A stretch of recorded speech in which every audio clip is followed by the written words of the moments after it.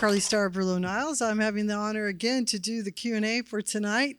And I think we have a few filmmakers in the house. I know for a fact that we have the Rewilders here. If they'd like to come on up here. Right? Give them a hand.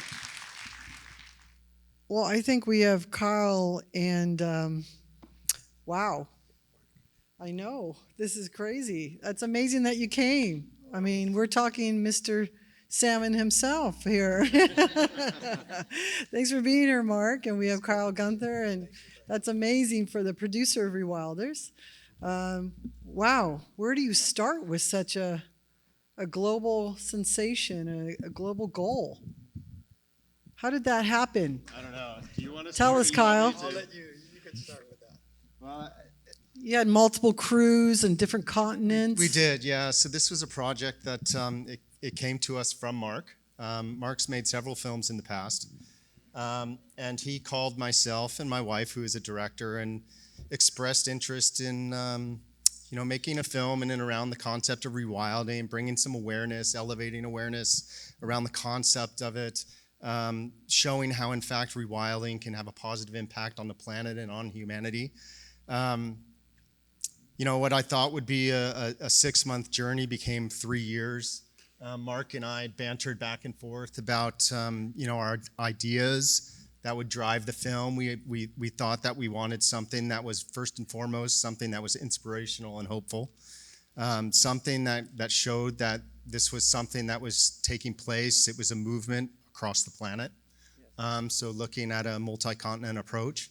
Something that showed the difference between aquatic and terrestrial, and then something that showed urban versus rural type rewilding. So Mark and I bantered back and forth around, the types of stories that we would like to showcase. And then we just started reaching out to some fabulous human beings across the planet, Mark being one of them. He is an absolute hero as it pertains to river ecosystems on the planet. He is the founder of World Rivers Day, BC Rivers Day. He has the Order of Canada for the conservation work he's done in the past. And so I really had this mentor, which allowed me to utilize his name to get into some of the top or the most well-known of conservationists on the planet. And we have some notoriety, which is represented in our film. I mean, have you always known that this needed to happen? Were you young and looking in a river and looking at salmon? Did you always feel it in your heart that the world needed help? I think it works. Is it on? Yes. There. Well, first of all, Carly, thank you for your efforts. And it's, we're honored to be here. And I think the topic of the film is so important and so timely. I spent yesterday actually filming with ABC on the San Dieguito River in Del Mar and the lagoon there and some of the great rewilding work that's been done there. And that'll be televised next week. But, I've had an interest and a love for rivers and streams since I was a little boy. But in my youth, I also lived along and saw my share of damaged waterways. I lived close to the Los Angeles River. Many of you know that. That's a river that's been encased in concrete. And I used to hang out there with my bike all the time. And I wasn't very old before I knew that's not the way a river was meant to be. I used to come down to San Diego all the time, once a month, with my parents as I was growing up. My dad did a lot of work down there. And I got into paddling and surfing. I spent a lot of time at Imperial Beach at the outlet of the Tijuana River. And as a kid, that's the first time, even back then, the first time that I witnessed and experienced directly sewage coming out of a river, to a pretty darn fair extent, even back then. And then in 1971, I did a paddle trip through the Missouri River breaks on the northern plains of Montana. And with me, I had the journal from the Lewis and Clark expedition in 1805 and 1806. And from the very point where I was camping, I'm reading these field notes about the massive number of bison that they saw from the very campground, the very campsite that I was staying at. And of course, there were no bison then, and I couldn't help but wonder what it must have been like back then when there was an intact bison grassland ecosystem. And fortunately, groups like American Prairie are now trying to answer that question. But just quickly, I developed this interest in restoration, in cleaning up rivers and restoring not only rivers but terrestrial habitats, and a keen interest in rewilding long before the word was even part of the public lexicon. So yes, my interest in that goes back a long way.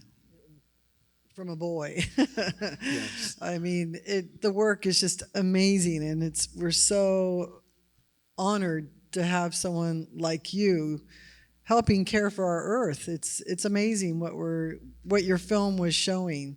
And how about, are you crossing the divide? Yes, I am. Gosh, I'm that is Ryan Grant, amazing. the director of photographer.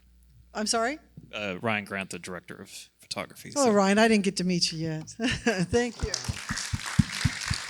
They're up for Best Student Film, and that's what we love about it. I mean, you're students, and here you are trying to, you're making a stand. Why was this project chosen? Well, what was interesting is that this was made for a documentary filmmaking program at UC Santa Barbara. That's where the crew is based. And it's an interesting process getting into that program because it's a very competitive pool of students who ultimately get it. It's about 16. And then everyone on the first day pitches a project.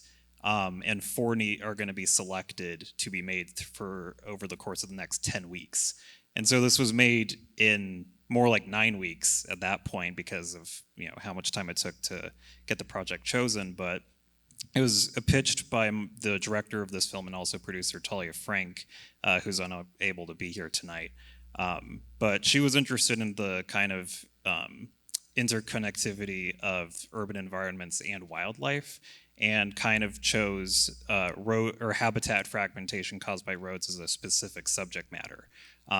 And once I came on as the director of photography, as well as the editor for the film, Carly, who also is not able to be here, we were kind of challenged with this subject matter to make it as interesting as possible for the medium of film, because road ecology, which is what this film deals with a lot, is not the most flattering subject matter, particularly. So we really had to figure out what was the most audiovisual possible way to make it as engaging as possible. And so that was kind of a long-winded answer, but that's kind of how the film got to. So the be made. trail cameras came in handy. I mean, Yeah, it exactly. really did paint.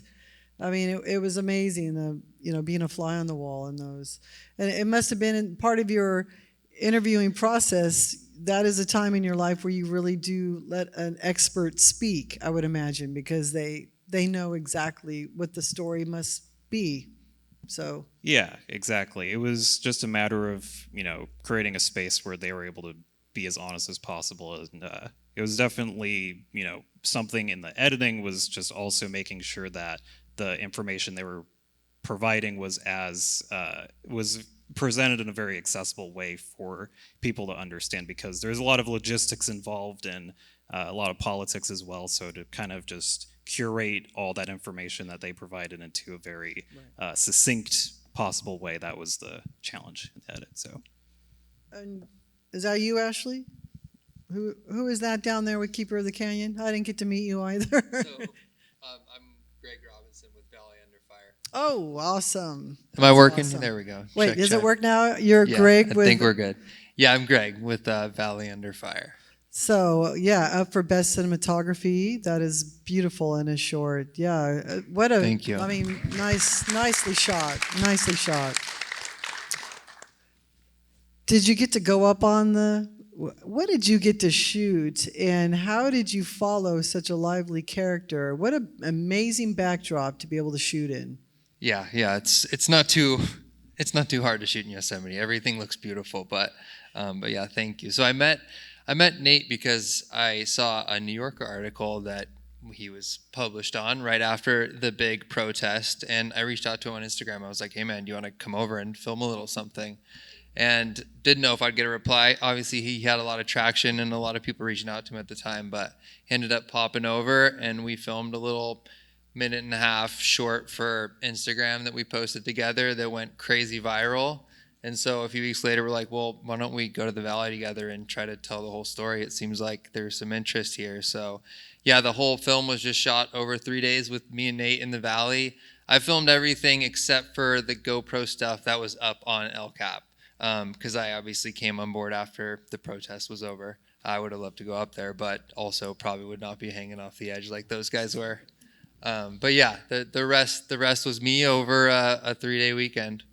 I mean, this is the beauty of film, especially with these subject matters. You know, it would seem someone like yourself would love filmmakers.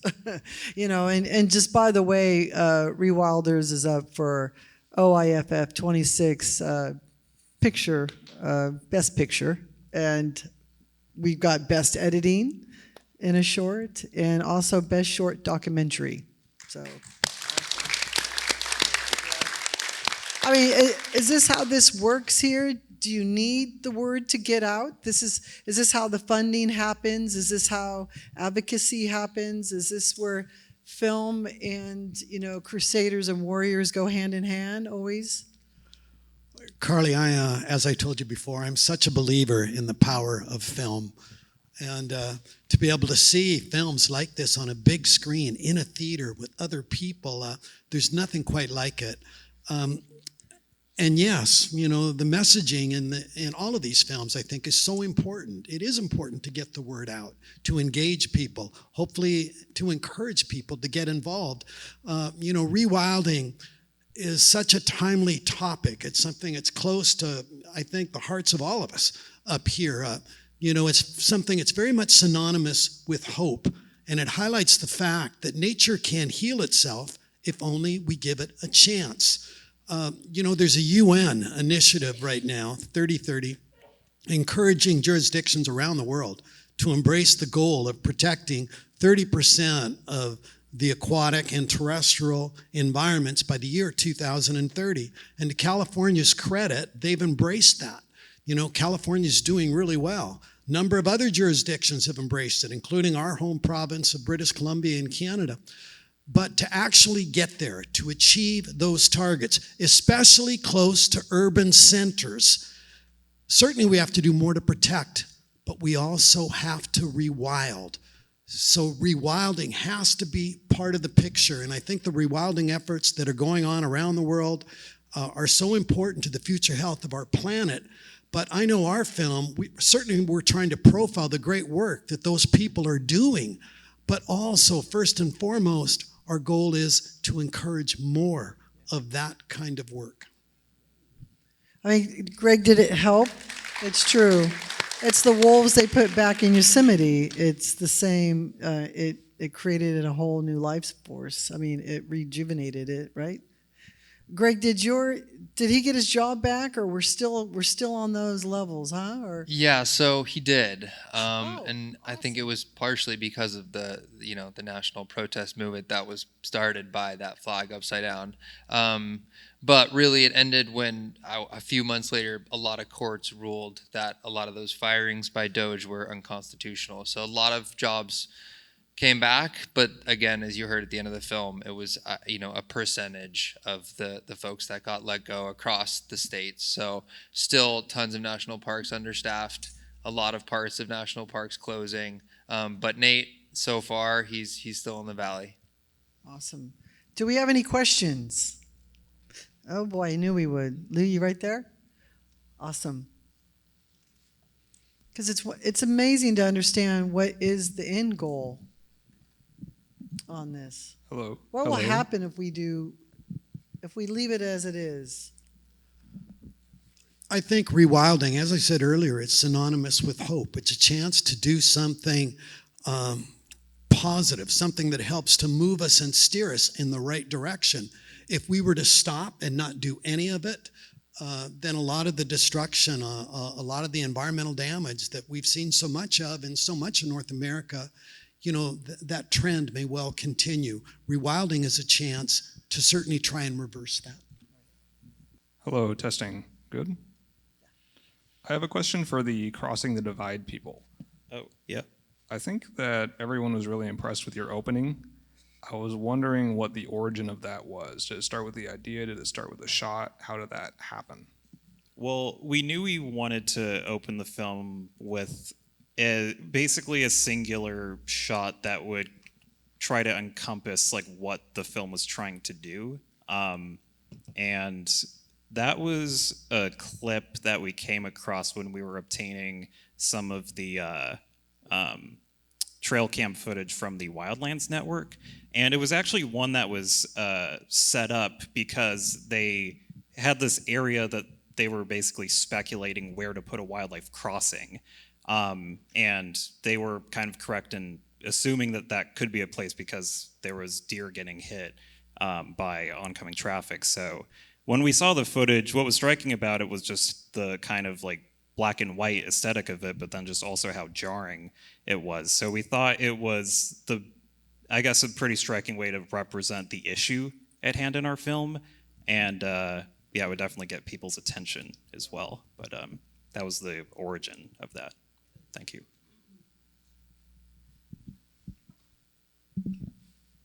Hello. I was moved by every single one of the films shown, especially your three, because in particular, the three shown there had represented a problem and also the hope of the solution being happening. With Crossing the Divide, it was cool because you said, I watched it thinking, this is something that needs to happen. And then you started showing it happening.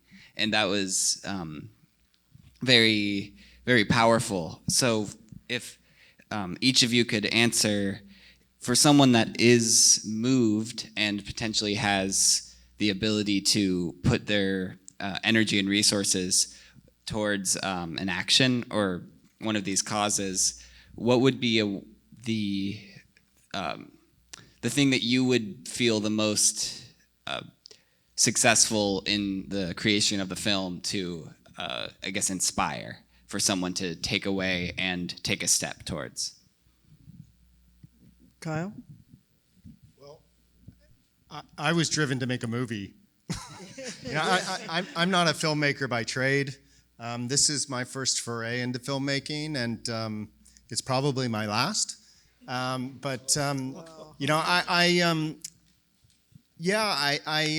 think all of us were all of us associated with the film were really keen on establishing something that really, served as a call to action. And in reality, looking at each of these stories, I was driven in speaking with each of our key protagonists by their given initiatives and how, in fact, I could support those things. I think Mark can speak to this, but a lot of times it's very difficult to understand how can we as individuals affect positive change. And I think Mark, his example is incredible. But what I've learned is that there are plenty of ways to get involved. From a perspective as an individual, just looking into my backyard, in my local community, there are local organizations that are affiliated with conservation and or rewilding. Getting involved with them. There are a lot of these more grandiose projects that are always in a state of fundraising and volunteerism. And in reality, I think taking action and attempting to become part of that momentum and that movement is something that we can all, if we just step back and we look at it and we understand, like, how can I positively contribute? I think there's always possibilities. Mark, I don't know if you... Great answer. No, I think, first of all, I greatly appreciate your question. And Kyle, I think, hit the, nail, right on. But there's always things we can do in our day-to-day lives. There's things we can do in our neighborhood. There are groups that we could support. I know in my community, supporting local stream keepers, is a very common thing. But becoming an advocate, speaking up for environmental issues, with your local elected representative or writing the odd letter. I mean, there's a lot of things we can do. And just the fact that you're interested in looking at options is wonderful. Say advocacy And then, city council, most city councils, you can walk in there any night, sign up, and you got 2 minutes, maybe 3, and tell your story and advocate for a great cause in the area. You guys good? Sure, yeah, I can go. Yeah, I mean, like you said, kind of the boring answer is, use your vote to get politicians in office that support public land. I'd also say just use our parks and be grateful for them, right? Like as Nate said, it's crazy to think that one day there could be no Yosemite, it could be privately owned. So just being grateful for what we have in the United States and all these beautiful places that we as the public can use. And yeah, you don't have to be the next Nate Vince that is super loud and hangs some massive flag on the top of the biggest flagpole in the United States, but just use your voice. Yeah, support people that are doing stuff like what Nate did, and getting their voices out there. Yeah. Yeah, I resonate with what all of you have said about the takeaway or like the impact that that we could have on that. But yeah, I mean, what inspired me to make this film is that we were covering what I guess, for lack of a better term, was like such a casual issue. If you go on the highway a few days a week, you're going to see a wildlife casualty on there. And so at least I would hope the takeaway is that you don't have to just kind of passively acknowledge the wildlife that's on the side of the road that has lost their life just because of our highways and the way our society is kind of built around those. You can, if there's petitions to implement wildlife corridors in your area, or if you're on the more politically active side and want to kind of push for that, you can make your contribution in that respect. So that's what I would want the takeaway to be. Well, what a wonderful panel, and thank you so much for your films. Here we go, guys. I mean, let's do our part, shall we? Thank you.